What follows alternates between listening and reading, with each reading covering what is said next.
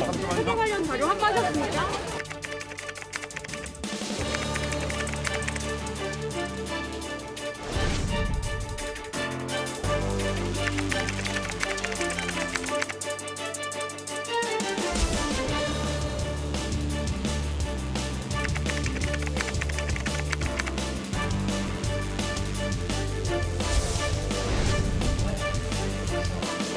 스스로 해명하는 것은 더 이상 설득력을 갖기 어렵게 되었습니다.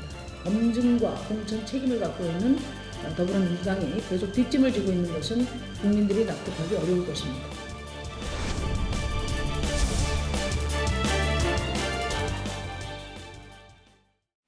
편집 없는 알선 토크의 진수 라이브 썰전 금요 스페셜 시간입니다. 최민희 전 의원, 박정화 전 청와대 대변인, 강찬호 중앙일보 논설위원, 김민아 시사평론가 네 분과 함께하겠습니다. 어서 오세요. 네, 정의기억연대 대표 시절 회계 부정 의혹 받고 있는 더불어민주당 윤미향 당선자에 대해서 여당에서는 처음으로 사퇴 촉구하는 목소리가 나왔는데 하루 만에 더불어민주당 이해찬 대표 오늘 최고위원회에서 개별 의견 내지 마라 이렇게 얘기를 했다고 합니다. 우선 김영춘 의원은 네. 오후에 페북을 또 올렸습니다. 네. 그래서 자신의 방점은 당 차원의 진상조사단 설치였는데 너무 언론이 사퇴 쪽에 방점을 둔다는 페북 글을 또 올렸더군요. 네. 예, 그리고 우리가 한 가지 또 오해하는 것은 윤미향 대표가 회계까지 다 정리하는 사람이 아닙니다. 대표는. 네. 회계 책임자는 따로 있는데 회계 책임자가 잘못하면 모든 게 대표 책임이 되는 그런 상황인 것이기 때문에요. 네. 그러니까 팩트 체크를 하자는 차원에서 이해찬 대표께서 말씀을 하신 거고요. 그다음에 심상정 의원에게 제가 묻고 싶은 것은 정의당 비례대표 1번의 게임 부정 행위가 굉장히 큰 문제가 됐습니다. 네. 그런데 심상정 대표는 답하지 않았어요. 그러니까 심상정 대표는 정의당이잖아요. 민주당이 아니라 정의.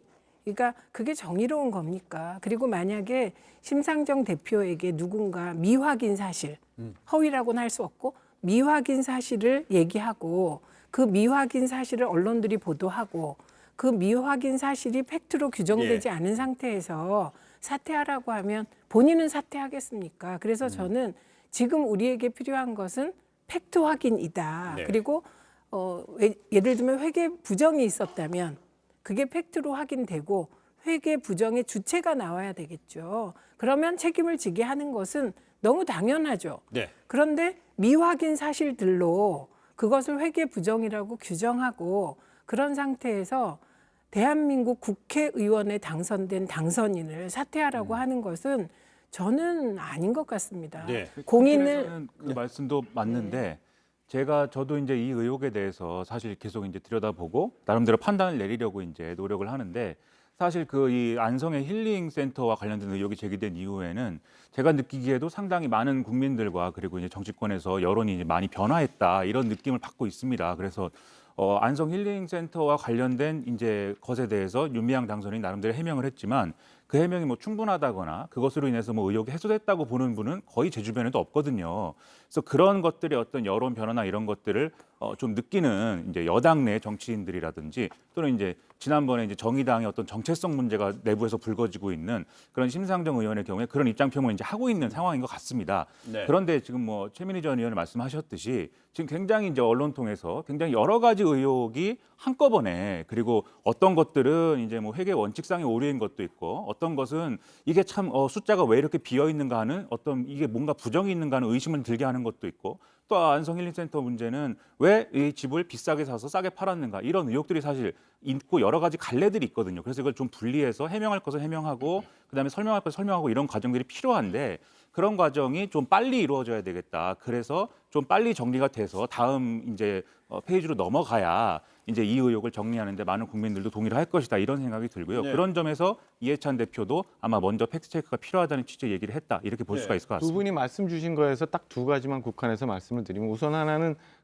물론 이게 회계 문제에서 시작이 됐어요. 근데 회계 문제라는 게 그렇게 복잡하지 않았던 문제였거든요. 말씀하신 것처럼 이건 의혹이 드러나면 그때 반박을 하고 해명을 했으면 되는데 그 해명이 계속 바뀌어왔단 말이에요. 그러니까 그 회계 문제에 대해서 회계 문제에서 그다음에 쉼터 문제, 그다음에는 어제 일부 조간신문에는 무려 37억 원이라는 돈이 없어졌다, 안 보인다라는 의혹까지도 이제 제기하고 있는 상황인데, 이런 거는 말씀하신 것처럼 사실은 굉장히 금방 체크해서 얘기해 줄 수 있는 문제거든요. 그러니까 이 윤미향 당선인께서 이 문제에서 쉽게 정리할 수 있는 문제를 너무 오래 의혹을 키워오면서 오다 보니까 이렇게까지 문제가 왔다 하나. 두 번째는 이 문제가 이제 생겼을 때 사실은 일부 이제 정치 관련해서 말씀하시는 분들이 이게 민주당이 굉장히 그 건강하기 때문에 네. 이런저런 당내에서 얘기가 나온다라는 말씀을 여러분들이 하셨는데, 오늘 아침에 뭐 좀 전에 말씀하신 것처럼 김영춘 의원이 그 사퇴론 얘기하고 나니까 바로 대표께서 딱 정리하고 이후에는 또 잠잠해진단 말이에요. 그럼 그동안 민주당은 지금까지 해온 그 본인들이 얘기한 변론에 대해서 어떻게 설명할 건가라는 의미 또 하나 들어요. 이게 대표가 한 말씀 하시면 그냥 일사불란하게 정리가 되는 이런 비민주적, 오히려 정당인가라는 생각이 우선 하나 들어서, 그렇다면 지금 한 일주일 정도 남았는데요. 5월 30일이면은 21대 국회의원 새로 이제 시작을 하잖아요. 그 중에서 사실은 벌써 양정숙 당선인에 이어서 지금 윤미향 당선인까지 두 분이 나왔어요. 그러면 150분의 1이 되는 거예요. 전체 300명 의원 중에서 두 분이 조금 국민적인 의혹을 받고 있는 의원 후보군들을 국민 앞에 내놓고 국민들로부터 이제 심판을 받은 거니까 네. 이 건에 대해서는 당에서 어떤 입장을 분명히 얘기해 줘야 되는 게 맞지 않나라는 두 가지 말씀을 좀 드립니다. 왜냐하면 지금 37억이 없어졌다고 하셨잖아요. 이 시발이 제 기억으로는 한 언론사가 2018년에 22억이 기부금 이제 고요목에 있었는데 네. 2019년에 제로로 되어 있어서 22억이 사라졌다로 시작됐어요. 그런데 이 22억은 다른 기부금품 목록에 22억이 있어서 찾은 돈입니다. 그러니까 저는 어떤 말씀을 드리는 거냐면, 언론은 그렇게 해서 22억이 확인이 됐음에도 그 뒤에도 계속 22억이 없어졌다고 쓰는 거예요. 그래갖고 최근에 뭐 이게 80억이다 이런 황당한 주장까지 나오는 거예요. 이게 말이 됩니까? 그러니까 제가 드리는 말씀은 37억 중에 최초의 22억의 경우 제가 확인한 것만 해도 그 회계 자료에 국세청 공시 자료 다른 항목에 들어 있더라고요. 그러니까 이런 식으로 하나하나 팩트 체크가 되어 가야 네. 본인도 받아들일 수 있어야 사퇴하는 거 아닙니까? 그런데 예를 들면 이렇게 22억이 나왔는데 이거는 안 쓰고 37억 계속 얘기합니다. 저는 적어도 대한민국의 국회의원 당선인에 대해서 사퇴 요구를 하려면 김영춘 의원도 심상정 의원도 충분히 이 사안을 다 확인한 다음 네. 우리가 보기에는 이 사안 요거는 사실이다. 이 정도의 근거를 가지고 해야지, 그렇지 않고 막연하게 언론 보도를 보고 사퇴 주장을 하는 것은, 저는 언론은 악의적 왜곡이고 그리고 정치인들의 경우는 저건 좀 성급한 것이다라고 생각합니다. 언론의 악의적 왜곡이라는 것도 지금 의혹이 100% 맞는지 틀리는지를 알 수가 없고 사실관계를 들여다보자고 했는데, 여기서 왜곡이라고 섣불리 단정하는 것도 저는 언론 입장에서 참 이상한 생각이 들고요. 둘째로 회계 관계자가 이건 책임을 져야 된다라고 하는데, 회계 관계자 이런 그 시민단체, 특히 정의원처럼 국민 모금 그리고 정부 지원금이 그 굉장한 동력이 되는 그런 당치에서 이런 부분에 대해서 회계 밑에 그런 관계자가 이것을 책임을 져야 된다는 식의 그 설명은 정말 납득할 수가 없습니다. 그리고 무엇보다 윤미향 지금 당선인은 본인 개인 계좌로 지금 모금을 한 것이 많지 않습니까? 그 자기 이름으로 했는데 그걸 가지고서 지금 밑에 사람이 뭐 회계를 조금 잘못했나 보다 이런 설명이 나올 수가 있겠습니까? 그리고 지금 그렇게 부부 합쳐서 1년에 5천만 원 번다는 분들이 그 당장 자기 개인 계좌 지금 3억이 넘는 돈들이 있고 한 것들은 모두 그건 본인이 해명을 해야 되는 문제고, 네. 그렇기 때문에 본인 스스로가 지금 이용수 할머니 찾아가서 잘못했다고 마구 빈 거 아닙니까? 뭘 잘못했습니까? 지금 얘기 들어보니까 잘못한 거 별로 없네요. 근데 왜 그럼 가서 드릴까요? 왜 그렇게 지금 빌고 있나요? 말씀하신 거 다? 그럼 제가 네. 이렇게 할게요. 좀 전에 이거는 언론의 보도에 대해서, 언론은 이제 강찬호 의원은 의혹 제기, 언론이 갖는 본령으로서 의혹 제기를 했다는 것이고요. 또 이것이 이제 왜곡으로 이제 치달을 수 있다는 우려를 제기했는데, 관련해서 저 얘기 한번 해볼까요? 검찰의 압수수색, 원래는 이제 정의연 사무실에 대해 압수수색을 했고, 그 다음 날 바로 위안부 할머니가 있는 쉼터 압수수색했어요. 이 관련해서 정의연에서는 반인권적 과잉 수사다 이런 식으로 강하게 비판했어요. 그 부분은 근데 네. 그거는 이제 검찰이 일단 발표한 내용이 있어요. 처음에 이제 마포 사무실 압수수색을 하고 나서 찾았던 자료 중에 일부 누락된 게 있었는데 그게 지금 그 쉼터에 자료가 있다라는 그 제보를 받고 쉼터를 갔다는 거 아니에요? 사실은 지금 고발에 의해서 이제 검찰 수사가 진행이 됐으니까 물론 그 압수수색에 대해서도 뭐 당사자 변호인단 이게 도움을 조력을 받아야 되는 거지만 어쨌든 강제 수사가 진행이 된 거잖아요. 네. 진행이 됐으면 자료에 대해서 내놓고 그 자료에 대해서 해명을 하고 하는 게 소명을 하고 하는 게 맞는 거지. 압수수색을 했다고 뭐 오전부터 대응할 수 없는 상황에 할머니의 뭐 얘기를 하고 그다음에 이거는 위안부 피해자 할머니에 대한 전체 인권의 문제다라고 하는 거는 너무 지나치게 비약해서 가는 거고 초기에 프레임을 만들었던 지금 정의연에 대해서는 의혹을 제기한 모든 세력은 친일이다라는 거랑 똑같은 프레임으로 지금 어제 대응하지 않았나. 이게 라는 생각이 날선 토크잖아요. 네. 그래서 나를 좀 세워보겠습니다. 네. 그렇다면 지금 정의연을 비난하면 되고 정의연에 대해서 팩트체크를 하자 그러면 그건 문제입니까? 아니잖아요. 그래서 팩트체크를 하려는 사람도 말을 할 수 있는 분위기는 돼야 되겠죠. 저는 그 역할을 맡겠습니다. 네. 팩트체크 부분. 그리고 저는 정의연이 얘기하는 게 검찰의 압색을 거부하는 게 아니라 연락을 미리 해줬으면 거기 계신 길할머니가 계시거든요. 네. 할머니를 사전에 좀 이러저러한 일이 있다고 설명할 수 있었을 텐데 그런 연락이 충분하지 않았다는 정도라고 생각합니다. 그리고 강찬호 위원님 말씀하신 저는 언론의 허위 왜곡 보도를 여러 개 찾았습니다. 예를 들면 이런 겁니다. 아미가 할머니들을 드리라고 패딩을 줬어요. 그런데 그 패딩을 전달하지 않았다라는 단독 기사가 나왔습니다. 네. 그런데 그 단독 기사의 인터뷰원, 취재원이 누구였냐면 전북에 있는 봉침과 관련돼 있는 40대 여성이었어요. 네. 그래서 이분이 광모 그 할머니의 수양딸이다 이렇게 그 사람의 말을 근거로 해서 얘기를 했거든요. 그런데 정의연 쪽에서 뭐라고 얘기를 했냐면 그 할머니에게 패딩을 전달하는 사진을 공개했습니다. 네. 동영상까지. 그러면 이게 오보가 된 거잖아요. 그런데 중요한 거는 그 40대 여성 있죠? 그 여성에게 기자들이 물었어요. 왜 그랬냐. 그랬더니 황급히 기자들의 취재를 거부하고 떠나버린 일이 벌어졌습니다. 이랬을 때 이 단독은 저는 악의적 왜곡이라고 볼 수밖에 없습니다. 왜냐하면 그 여성 말 하나 듣고 이용수 할머니가 나 패딩 안 받았다고 했는데 이용수 할머니에게 패딩을 보낸 그 택배 자료가 나왔습니다. 그러면 지금 검찰은 어떻게 해야 되죠? 두 사람의 말이 다르면, 두 단위의 말이 다르면 네. 지금 그 택배 회사를 압색해야죠. 그러니까 이런 상황이 있어서요. 그러니까 제가 말씀드린 건 그런 식의 왜곡 보도가 많다는 겁니다. 또 하나는 지금 안성쉼터 얘기가 나오고 있는데 안성쉼터를 7억 5천에 사서 4억 2천에 팔았다. 이게 차익이 많잖아요. 의심을 가질 수 있습니다. 그런데 그게 의심 차원에서 네. 이거 의심스럽다, 횡령이다, 혹은 배임이다 이렇게 가면 안 되겠죠. 기사는. 왜 7억 5천이었는지를 취재를 꼼꼼히 해야 되잖아요. 제가 했습니다. 그래서 취재를 4억 2천에 팔았는데 이 4억 2천은 현 시세로서 맞는가 취재를 꼼꼼히 한 다음 취재를 다 했는데도 횡령 배임 의혹이 있다. 그러면 사실 기자가 그 정도 기사 써야 되지 않겠습니까? 근데 저는 그런 꼼꼼한 기사를 못 봤어요. 근데 적어도 제가 이 기사가 처음 나간 지 제가 추적해서 받은 자료들에 따르면 제가 보기엔 횡령이나 배임을 의심할 수 있는 근거는 못 찾았다는 겁니다. 알겠습니다. 이제 거기서 예. 하나는 뭐냐면 좀 전에 강찬호 의원 말씀 주신 것처럼 어떤 언론이 의혹이 있는 사건에 대해서 보도를 하면 그게 그 순간 왜곡 보도다라고 얘기할 수 있는 건 아니고 과정을 거치면서 지금 어떤 보도를 하고 그 보도에 대해서 검증 과정이 있고 최 의원님처럼 반론이 있고 해서 나중에 국민들이 이 패딩은 전달이 됐는데 뭔가 잘못됐구나 네. 이렇게 인식이 되는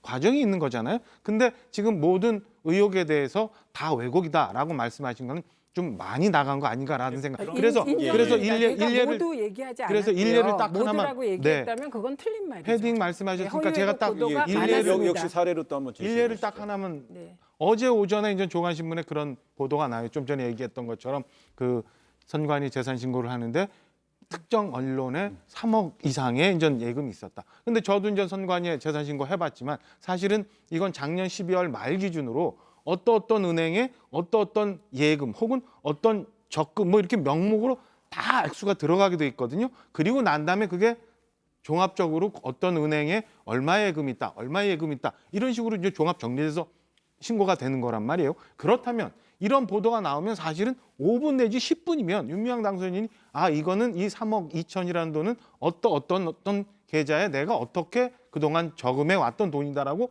해명할 수 있어요. 그런데 지금 하루 반나절이 지났는데도 이 건에 대해서 분명히 해명을 하지 않는 이유는 과연 그럼 무엇이냐? 이런 의혹을 당연히 제기할 수밖에 없지 않나? 지금 상황에서요. 민주당에서도 공공기관에서 관련 팩트를 정확하게 확인하고 난 이후에 이제 입장을 낸다고 한 게 이제 민주당의 입장이었고요. 또 정의연에서도 실질적으로 지금 외부 기관, 공인대 외부 회계기관이라든지 또 법인에 대해 신고 의무를 갖는 행안부에서 행자부에서 하고 있기 때문에 이런 어떤 외부 감사가 진행되고 조사가 진행되는 상황에서 검찰 압수색을 통해서 관련 자료를 이제 검찰로 가져가게 되면은 지금 이제 외부 감사가 사실상 좀 어렵게 되지 않겠느냐 이런 얘기도 좀 나오는 것 같아요. 이거는요. 근데 이거는 사실은 아주 기본적인 건데요. 이렇게 만약에 그 감사를 먼저 받게 되면 네. 더군다나 이 감사는 자체 감사라고도 지금 얘기를 하고 있었고 또 하나는 행안부 감사인데 아무래도 이 당장 당선인 민주당 여당 당선인이 대표로 있는 이런 단체에 정부 감사라든가 자체 감사 이것만으로 객관성을 담보하기는 굉장히 어렵죠. 오히려 어떤 문제가 생기냐면요. 이렇게 해서 사전에 그런 걸로 감사를 받아버리면 솜방망이 징계, 통감망 감사 또는 그 과정에서 이게 만약에 수사에 들어오면 이런 부분이 정말 불리할 수 있겠구나 알게 돼요. 그렇기 때문에 오히려 검찰은 이 지금 감사를 한다니까는 수사 목적을 달성하면 지금 들어가는 것이 최적이라고 판단해서 들어갈 수밖에 없습니다. 이거는 그 말씀은 정말 위험한 잠깐, 왜 말씀이세요. 그렇습니까? 검찰 입장에서는 그렇게 생각을 검찰의 하죠. 그래도 모욕적인 어떤 네. 얘기를 전혀 그런 거 하신 아닌 것 건데 같은데요. 예를 들면 과거에 이제 윤석열 검찰총장이 처음에 검찰총장이 됐을 때 그 당시 언론이 뭐라고 많이 얘기를 했냐면 이분이 과거에 이제 그 전 정부에서 탄압을 당하던 분이기 때문에 앞으로는 전 정부에 복수를 할 것이고 검찰은 마치 정권의 어떤 개처럼 사냥개처럼 지금의 어떤 보수 정치 세력들을 다 물어뜯을 것이다. 이렇게 많이 보도를 하고 그것에 대해서 굉장히 알레르기적 반응을 보였습니다. 그런데 그런 같은 잣대를 가지고 얘기를 한다면 지금 검찰이 수사에 나선 것을 똑같은 논리대로 한다면 검찰이 이렇게 빠르게 압수수색을 나선 것은 그 기준대로 한다면 검찰이 봐주기 수사를 하려고 한다 이렇게 볼 수 있는 아니죠. 거죠. 오히려 그런데 상황이 네. 바뀌었기 때문에 윤석열 검찰총장이 여당과 갈등 관계에 있기 때문에 지금 또 다른 얘기를 할 수 있는 상황이 됐다고 말씀하시는 거고 그런 차원에서 제가 볼 때는 그런 논리는 사실은 편의적인 논리를 말씀하시는 저는 겁니다. 굉장히 동의하기 그래서 예, 제가 볼 때는 이 자체 기관의 감사나 그다음에 이제 검찰 수사나 이 차이는 분명히 있겠죠. 예를 들면은 자체 기관의 감사 또는 이제 정부의 감사 확인 이런 것들은 검찰 수사의 강제 수사권을 이제 동반하지 않기 때문에 그래서 한계가 있다는 말씀을 하실 수도 있을 것 같아요. 그리고 윤미향 당선인이 지금은 이제 국회의원이 된 상황이 아니기 때문에 이제 국회의원이 된 이후에 수사하는데 어려움이 있어서 검찰이 네. 편의적으로 지금 당장 빨리 수사의 속도를 내야겠다 이런 생각이었다고 말하면 또 그거는 또 일리가 있는 말일 것 같습니다. 그래서 이제 그런 말씀을 하시면 이제 납득이 되는데 그런 말씀이 아니라 굉장히 정파적인 말씀을 하셔서 제가 그 부분은 잘못된 말씀이다라는 말씀을 드리고 물론 싶고 이 정부 감사와 또 그 자체 감사가 굉장히 객관적일 거라고 믿으신다면 그 전제하라면 얼마든지 그렇게 주장할 수 있을 것 같아요. 내부인이 저는- 참여하는 네. 감사가 아니라 이제 자체 감사도 외부의 이제 알겠습니다. 회계 단체에서 이걸 확인하는 사람을 그래요. 수사 관계자를 최민희 의원 물어봤습니다. 손 드셨어요. 물어봤는데 수사 관계자들 입장에서는 그렇게 생각하고 지금 할 수밖에 없다고 하더라고요. 네. 수사 관계자들은 들은 수사기관을 취재한 내용을 그렇죠. 이야기한 수사에 거예요. 있던 그 수사관체 수사 전에 있던 아니. 라인에 있던 사람한테 물어봤습니다. 지금 이 직접 수사하는 사람은 자, 아니고 우선 그냥 알겠습니다. 네, 우선 처음에 언론이나 외부에서 정의연에 요구했던 것은 외부 회계 감사 받으라는 거였습니다. 그래서 정의연이 외부 회계 감사 받겠다고 한 겁니다. 두 번째는 국세청이 기부금을 운영하는 단체에 대해서 특별 세무조사를 하겠다 그랬어요. 그래서 그게 진행되고 있는 겁니다. 네. 그다음에 행안부가 주무관청으로서 감사를 하겠다 그랬어요. 지금 요게 진행되려고 하는 와중에 검찰이 개입해서 수사를 하는 겁니다. 그래서 저는 그러면 다른 그 정부 기관은 검찰이 수사하면 뭘 할 수 있을까? 보니까 아니나 다를까 행안부가 검찰 수사 결과를 보겠다 이렇게 나오더군요. 그래서 저는 오히려 검찰 수사가 어떻다 이런 거보다는 이런 상황이 많이 발생해 왔거든요. 이럴 때 그러면 검찰이 들어가기만 하면 네. 다른 국가기관의 이런 행위는 다 중단돼야 되는가? 이런 것에 대해서 논의를 할 필요는 있겠다. 예. 이렇게 생각을 합니다. 저는 저희 지금 좀 막 얘기하고 있는 게 본질과는 조금 벗어나는 것 같아요. 그러니까 행정기관의 그러니까 감시기관, 그러니까 행안부가 됐든 보건복지부가 됐든 그 행정기관의 감사나 검찰의 수사나 어쨌든 진실을 찾아가는 과정이에요. 그게 어떤 과정을 거치든 국민들이 납득할 수 있는 그동안의 의혹에 대한 진실이 나오면 국민들은 이해를 할 수 있어요. 근데 이거냐 저거냐 갖고 논의할 필요는 저는 없다고 봐요. 근데 그 사이에 어떤 일이 있었냐면 안성쉼터 관련해서 우리 이런 보도 봤잖아요. 그 애초에 2016년에 뭐 워크숍을 했는데 일본 과자가 좀 있었고 이게 SNS 글이 올라왔는데 네. 뭐가 어떻게 됐다.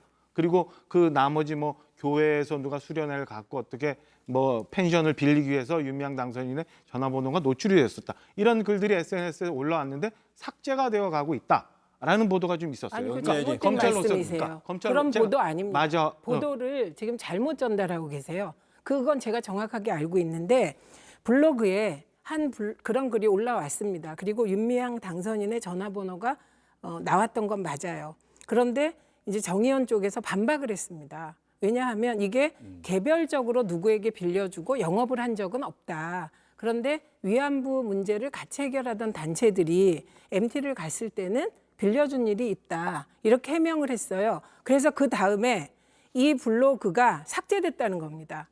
예를 들면 비슷한 글이 삭제된 게 아니라 한 개의 글이 올라왔다가 제가 여기 그 정리드릴게요. 글이 삭제된 정리할게요. 겁니다. 저희가 지금 이제 회계 부정이라든지요, 그 후원금의 사용처에 대한 어떤 부실 혹은 불법 여부를 얘기하는 과정에서 지금 뭐 블로그에 올라온 거 개인 정보가 없어진다 이런 거는 논점에서 좀 벗어나는 부분이기 때문에 아니, 그러니까 논점에서 벗어나기 네. 때문에 이 얘기를 한번 해볼게요. 윤미향 당선인이 이제 이달 말부터 임기가 시작되는 측면이 이번에 어떤 검찰의 연이틀 압수수색이랑의 어떤 연관성을 지적을 했어요, 그렇죠? 김민하 평론가 얘기를 했는데, 제가 모처럼 네, 얘기를 했네요.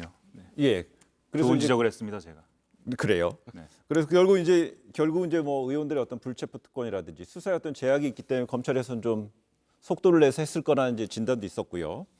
이 관련해서 이용수 할머니가 한 언론과 인터뷰에서 그 윤 당선인이 지난 19일에 이 대구를 방문한 것과 관련해서 일부 언론이 용서 가능성을 거론한 것에 대해서 심경을 밝혔는데 최민희 의원 보셨어요? 예, 봤습니다. 좀 이게 어떤 느낌을 받으셨어요? 이런 겁니다. 사람이 복합적인 감정을 갖는 것이잖아요. 어떤 언론사가 윤미향 당선자와 할머니가 만나서 포옹하면서 울었다는 거 아닙니까? 그거를 보고는 혹시 화해하는 게 아니냐 이런 뉘앙스의 기사를 쓴 건 맞습니다. 네. 근데 할머니 말씀은 안아준 것도 맞고 안다 보니 30년의 세월이 주마등처럼 흘러가서 눈물도 났다. 그러나 그런 차원의 문제가 아니다라고 말씀하신 거예요. 그런데 그리고 용서 이런 거 아니다. 이게 무슨 말씀이냐면 지금 우리 사회가 이용수 할머니의 문제 제기를 못 안아받고 있는 건데요. 할머니께서 처음에 이 문제 제기를 하시면서 하나의 전제를 달았습니다. 위안부 문제 해결에 대하여 딴지를 거는 제 표현입니다. 네. 그런 것들은 있을 수 없는 일이다. 어제는 MBC에 나오셔서 그건 인간도 아니다 이렇게 얘기를 하셨어요. 그러니까 이 위안부 문제를 해결하는 과정에서 우리가 전부 다 합쳐서 같이 가자. 가장 중요하게 제안하신 거는 이제 위안부 문제를 좀 미래지향적으로 해결하자는 제안을 하신 거예요. 그러면서 예를 든 것이 혹시 수요 집회가 너무 청소년들에게 갈등을 촉발시킨 그런 건 없느냐. 이런 문제 제기하신 거거든요. 그런데 할머니가 이 문제 제기를 하자마자 우리들은 왜 이런 문제 제기를 하셨을까? 그러면 소녀상이나 수요 집회에 대해서 다시 한번 점검하고 이렇게 갔어야 되는데 이게 곧바로 윤미향 개인에 대한 무차별적인 의혹으로 이어갔단 말이죠. 네. 그래서 할머니가 지금도 얘기하시는 것은 정의기억연대의 30년이 잘못됐다는 게 아니라 이제 이걸 조금 한번 운동을 점검할 때가 됐다. 이거를 좀 받아가야 되지 않겠습니까? 네. 저는 이용수 할머니 지금 뭐 그런 측면도 분명히 있겠지만 그걸 통해서 구체적으로 드러난 게 어쨌든 회계 부정 의혹이고 그리고 그 각종 지금 돈과 관련된 정말 생각하고 싶지도 않은 그런 각종 그 의혹들이 지금 연이어서 튀어나오고 있는 건데 이게 어떻게 무차별적인 공격인가요? 계속해서 그런 팩트 의혹들이 나오니까 그것에 대해서 다 관심이 집중되고 있는 것이고 그러니까 정부도 들여다보겠다고 하는 거 아닙니까? 그러니까 이건 무차별적이라는 그런 형용사는 좀 적절치 않은 것 같고요. 그리고 이용수 할머니는 그런 것도 지적하셨습니다. 지금 정의연 대표가 이렇게 비례 의원 가는 게 이게 적절한 거냐? 그렇지 않다라고 분명히 말씀을 하셨고 지금 정의연 시스템으로 안 된다. 이 윤미향이 만약에 회계를 하고 돌아와서 그런 수준의 지금 차원을 넘었다. 완전히 바꿔야 된다. 이런 말씀도 분명히 하셨어요. 제가 한마디만 예, 예, 하겠습니다. 알겠습니다. 이 부분은 되게 조심스러운데 그렇다면 2012년에 할머니께서는 미래통합당 비례대표 신청을 하셨습니다. 할머니도 국회의원 될 의사가 있으신 거잖아요. 저는 윤미향 대표가 비례대표 신청하거나 되면 왜 안 되고 할머니는 신청하셔도 되고 좀 이런 기준은 아닌 것 같습니다. 그런 네. 말씀은 좀 이제 본질을 벗어나는 이용수 할머니가 난다는 그러니까 생각이 비례대표를 원하셨으니까 지금 이용수 할머니는 그런 비판하실 자격이 안 된다는 할머니의 의미인가요? 입장이라는 아니죠.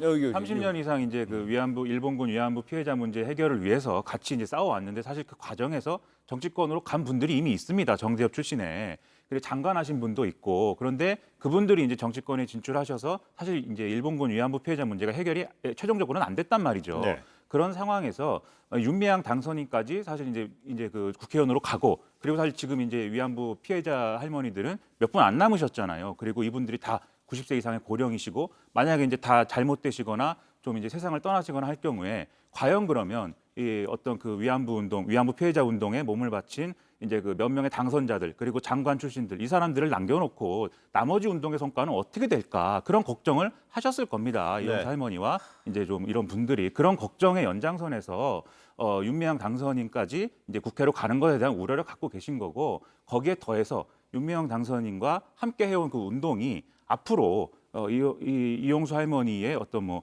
사후라든지 또는 이 다음 이제 과정에서 똑같은 방식으로 계속 해나갈 수 있는 거냐에 대한 고민이 있으신 거죠. 그래서 그 말씀을 하시고 있는 건데 이제 그것에 대해서 이제 윤미향 당선인의 어떤 국회 진출과 이제 이용수 할머니의 국회 진출 이 두 가지를 가지고 비교하듯이 얘기할 필요까지는 우리가 없는 것 같습니다. 예, 조금 전에 이제 최민희 의원이 얘기했을 때 2012년도 총선에 그 이용수 할머니가 공천을 비례대표 신청을 했다가 안 됐다라는 걸 이제 사실을 이건 제시한 팩트입니다. 그러니까 왜 사실을 안 제시해주고 됐나요? 나서 저는 모릅니다. 그런데 제가 그렇죠. 지금 배경도 좀 알고 싶네요. 약간 네. 잘못 이해하시는데 제 말씀은 뭐냐면 이용수 할머니도 비례대표 신청을 할 수 있고요. 네. 윤미향 대표도 할 수 있다는 얘기를 하는 겁니다. 그래서 두 분이 다 예를 들면 위안부 운동을 오래 해보니 이게 제도권 밖에서 하는 게 너무 힘든 겁니다. 네. 그러니까 어느 분이든 국회에 진출해서 이 운동을 좀 더 잘하고 싶다. 이건 긍정적이라는 말씀인 거고 그리고 아까 제가 하신 말씀에 약간 수정을 하자면 예를 들면 이미경 대표나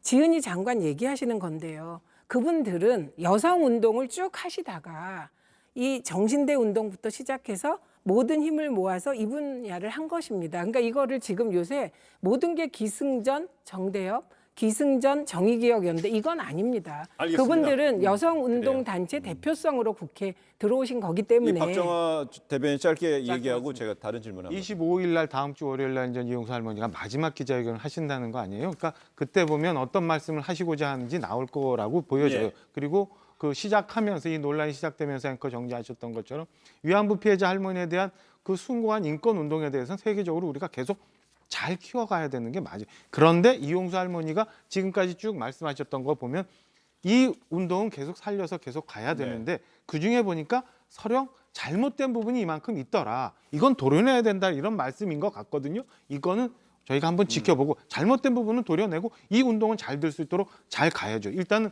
25일 기자회견 한번 보고 저희가 다시 논의하는 게 맞지 않나 싶은 생각이 듭니다. 정리를 다 하신 것 같은데요.